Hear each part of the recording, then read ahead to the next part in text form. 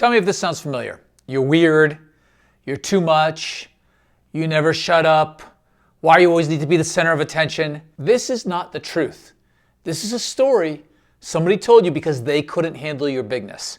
When I was a kid, I was told all the time, you're too much. I was told, boys don't talk this much. You talk all the time.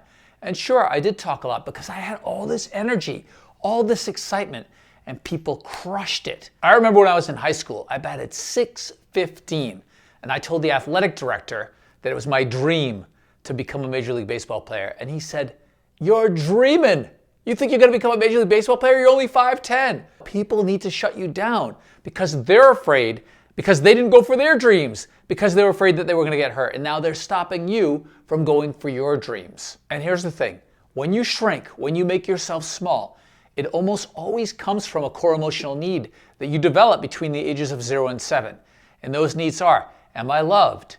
Am I good enough? And am I wanted? If this is one of your needs and that sounds familiar to you, that might be the reason that you're shrinking, because when you were younger and you felt like you weren't good enough, maybe somebody told you that art is terrible, or why are you even trying that? Your body went into a recoil and just said, oh, I need protection. And so your subconscious put into place the belief you're not good enough. Because if you think you're not good enough, then you stop trying, and if you don't try, you can't fail. Or if you were left out of groups and you always felt like you were left out and people were isolating you and pushing you away, then you may have developed the need, am I wanted? And of course you're gonna shrink and try to fit into everybody else's needs and people please in order to fit in. You're people pleasing, you're not living in your truth. You're making yourself small, you're making yourself like a chameleon instead of being truly who you are because you're an am I wanted person. Am I loved? If you felt like you had to earn love when you were younger, that love wasn't just given away, it was something that needed to be earned. You needed to do something in order to get love. Yeah, of course now you're gonna shrink to make sure that you're fitting into the way other people need to see you in order for them to love you, as opposed to just being yourself and allowing the people that are meant to come to you to be pulled towards you. So if you're living in this, what we call a chaos or a scramble, and you're seeking all these outside things, making yourself small is one of the things you might be doing to satisfy that need of am I loved, am I wanted, am I good enough? Instead, you need to start to become who you are again. Live in that bigness. Let that magic out and stop hiding it. It doesn't need to be hidden because you are good enough just the way you are. And you need to somatically ground that and put your hand on your heart. And I've talked about this before. And just understand, I am good enough. I am wanted. I am loved. I don't need to prove anything in order to have those things become part of my life because they already exist within you. They're part of the very fabric of who you are. I remember I used to work with one of the most charismatic people you've ever met. He could sell anything. And that used to make me feel totally incompetent. It used to make me feel like I wasn't good enough. How could I possibly have what I want in life when I can never do this thing? I can never show off the way that he was able to show off. I can never command a room the way he was able to command a room. But that all came from when I was younger, when I was taught to make myself smaller by the things that had happened in my life. And it's nobody's fault. These things happen in our childhood from all different types of places, from schools, from strangers, from friends. There's nothing wrong with having a core emotional need, but you need to identify it so you can start to work on it. And I didn't know I had this need back when I was working with this person. So I just told myself, I can't do it. But the truth was, I could do it, just not in the way that he had done it.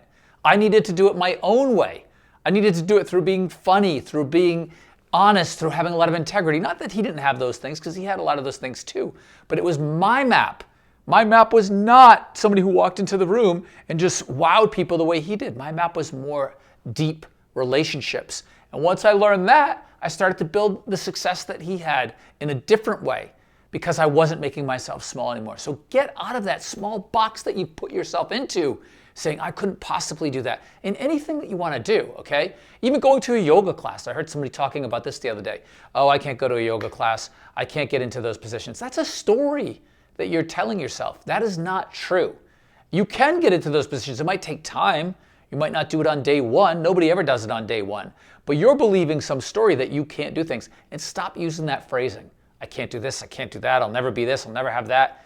These are not truths. I always, I never, I can't. Throw those out the window, okay? And instead start to believe in yourself and start to put positive things after the words I am. I am able to try new things. I am able to learn. I am someone who can grow. And then you're going to see your life start to evolve and things are going to open up. And when they open up, I guarantee you this is going to happen.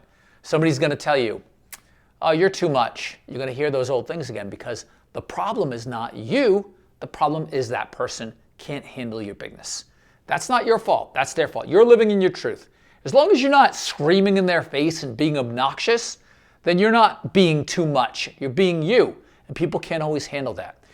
I have a lot of clients who come to me afterwards and they say, oh, my family and friends, they're saying that I'm becoming this or becoming that. It's because they're afraid. They're seeing their family member grow. And then eventually the same thing always happens. These same family members that said, you're changing. What's the matter with you? Why are you doing this? They eventually come around and ask for coaching too, because they see these changes as amazing and they see this person blossoming. And all of a sudden, this person that they tried to hold down and become small becomes this big, giant, open figure, and then they want that for themselves. So stop trying to fit into a box you were never meant to be in. Now, if you've been living in this box for a long time, I'm not expecting you to just open up the lid and be like, I'm here, I've arrived. If you can, great. But let's take small steps. Let's start by anchoring in confidence and power. Try to remember a specific time and see it through your eyes where you felt so confident. You just felt so confident. Remember that time. And as you remember it, see what you saw, feel what you felt, and hear what you heard when you were so confident. And then anchor it in, hold it down for 5 seconds. 1, 2, 3, 4, 5, feeling so confident. You'll start to feel more confident. Do the same thing with power and courage and laughter. And as you start to rebuild these muscles, you're going to remember who you are and you're going to step out of the shadows and back into the light you were always meant to be in. If you like this video, please subscribe. Let's grow together. I want to share everything I have with you, and I want you to share with me too. Anything that's worked for you in the past, anything that you're struggling with, please put it into the comments and I will do everything I can to get back to you quickly and help you to move forward or to use some of your great advice in some of the next videos that I make.